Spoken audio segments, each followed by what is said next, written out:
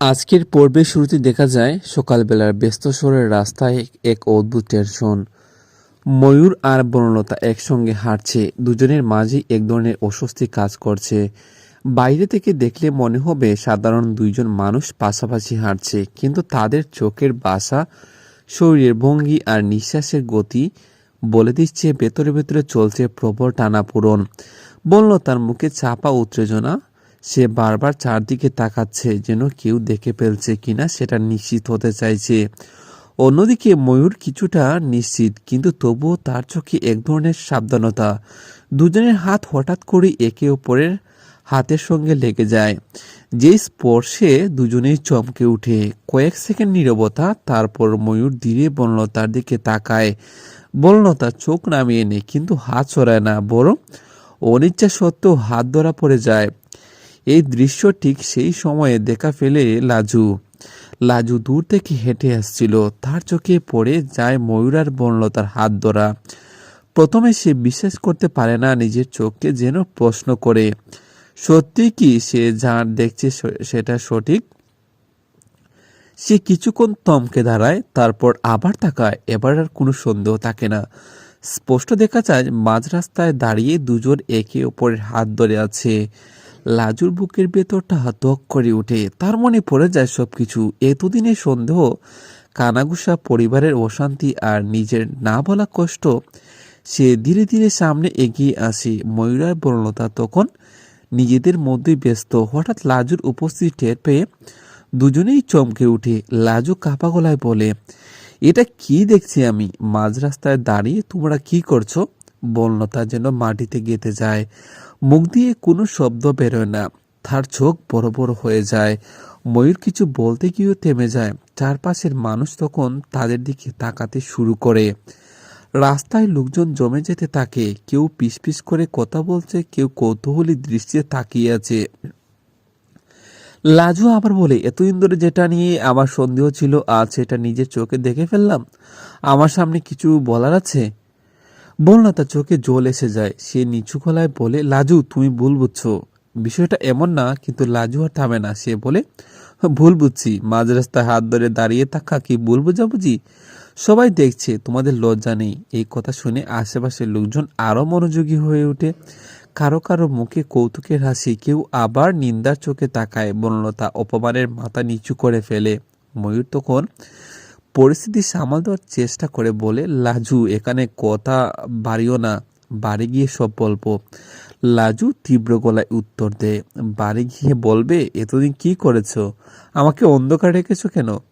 আর যদি আমি না দেখতাম তাহলে কি কখনো সত্য জানতাম? এই কথায় বনলতার চোখ দিয়ে অজুর জল পড়তে থাকে। সে ধীরে বলে, আমি ইচ্ছা করে কিছু করিনি, পরিস্থিতি আমাকে এখানে নিয়ে দাঁড় করিয়েছে।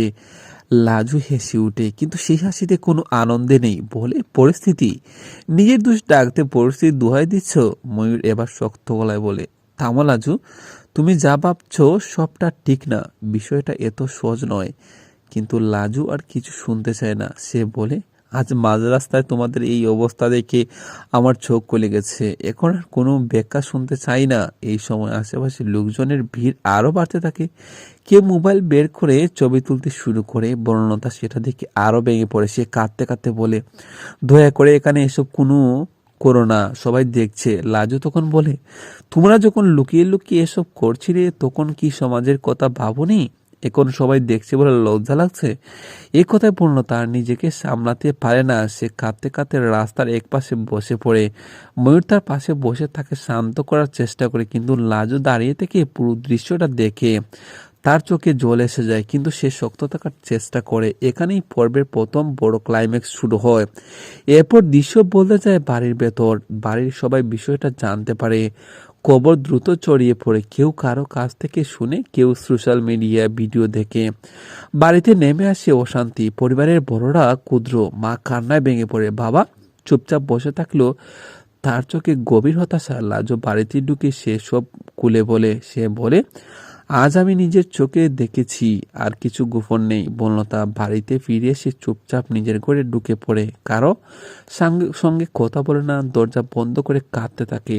তার মনে পড়ে যায় অতীতের সব ঘটনা, কিভাবে ধীরে ধীরে ময়ূরের সঙ্গে তার সম্পর্কটা গভীর হয়েছে, কিভাবে একসময় সে নিজেও বুঝতে পারেনি কখন বন্ধুত্বের থেকে অনুভূতিটা ভালোবাসার রূপ নিয়েছে।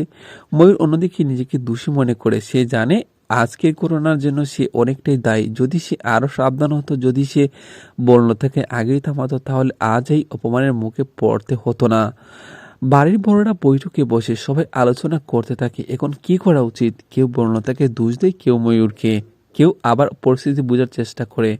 কিন্তু একটাই বিষয় পরিষ্কার, এই ঘটনার পর আর আগের মতো কিছু চুপ থাকবে না। লাজু চুপচাপ এক পাশে বসে থাকে, তার মনে একদিকে রাগ, অন্যদিকে গভীর কষ্ট। সে ভাবতে থাকে সে কি এতটাই অযোগ্য ছিল যে তার সামনে সত্যটা গোপন করা হয়েছে। সে কি কোনোদিন বনলতার কাছে গুরুত্বপূর্ণ ছিল না। এই ভাবনার মাঝে সে সিদ্ধান্ত নেয় সে আর চুপ করে থাকবে না, সে সত্যটা সামনে আনবে। এরপর দৃশ্য যায়, পরিবারের সবাই একসঙ্গে বসে আছে, বনলতাকে ডেকে আনা হয়। সে মাথা নিচু করে দাঁড়িয়ে থাকে, বড়রা তাকে প্রশ্ন করে।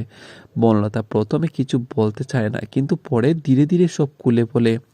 সে বলে সে কাউকে কষ্ট দিতে চায়নি, পরিস্থিতি এমনভাবে তৈরি হয়েছে যে সে নিজেও বুঝতে পারেনি কখনো সব হাতের বাইরে চলে গেছে।